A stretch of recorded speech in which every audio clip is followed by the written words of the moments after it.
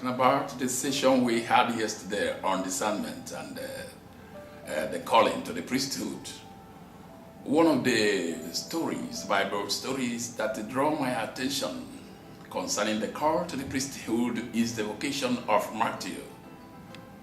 This is because Matthew's call to the priesthood is similar to mine in one way and different in another way. It is similar to mine because Matthew, in the first place, was a tax collector, and as such, he was regarded by the Jews as a sinner.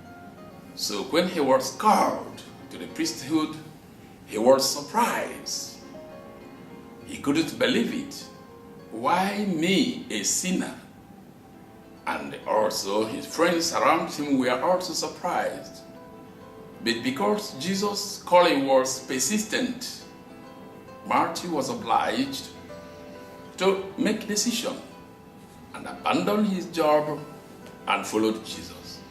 He invited Jesus for a meal after, and the sinners and publicans had an opportunity to come close to Jesus. He now becomes the bridge through which sinners and publicans, the low people of the earth, can come nearer to Jesus, even sharing the same table with him.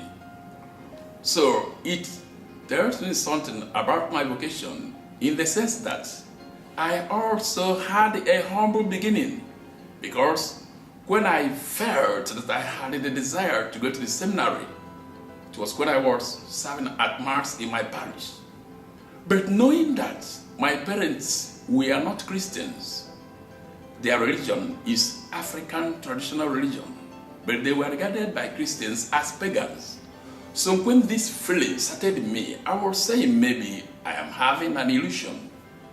How can a pagan, somebody from a pagan family like me, go to the priesthood instead of the other mass servers from the Christian family?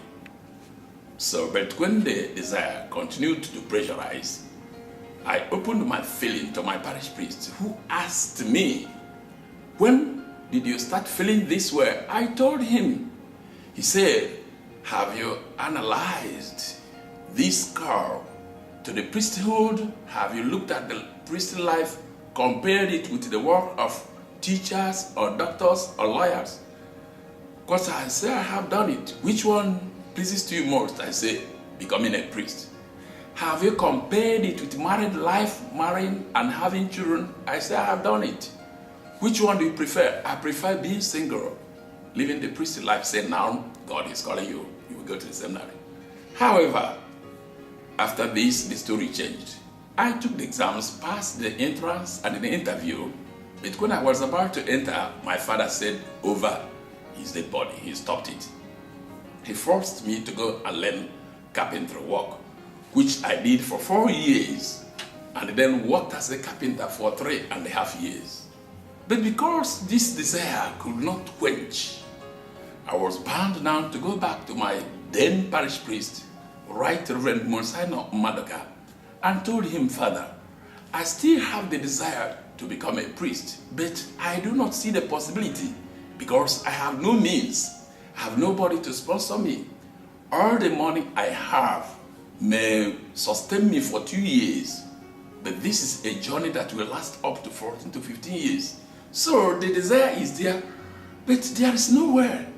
Monsignor Madoka told me, "Clement, when I had the feeling to go to the seminary, I went and explained my feelings, presented my feelings to Father Tanks. He told me, 'Martin, if God calls you and you did not answer, he will call another person.' I said, 'No, another person will not take my choice.' I worked for it, and here am I now, priest. So I tell you, Clement, if God calls you and you do not answer, he will call another person." I moved immediately and told the brother who lived with Monsignor Madoka, "Look at what I told Monsignor, and look at what he answered me." The brother told me, "Clement, if God calls you and you do not answer, he will call another person. That is what Monsignor tells you. He is right. Now I am adding another one. If there is will, there is way." Then I said, I have had enough. I went to the chapel and thanked God and said, God, I know you are calling me. Now I put my head in working for it, and people started helping me. Now here I am a priest. So I'm trying to say, in discernment, there may be obstacles, but with God and patience, we may reach the end. Thank you.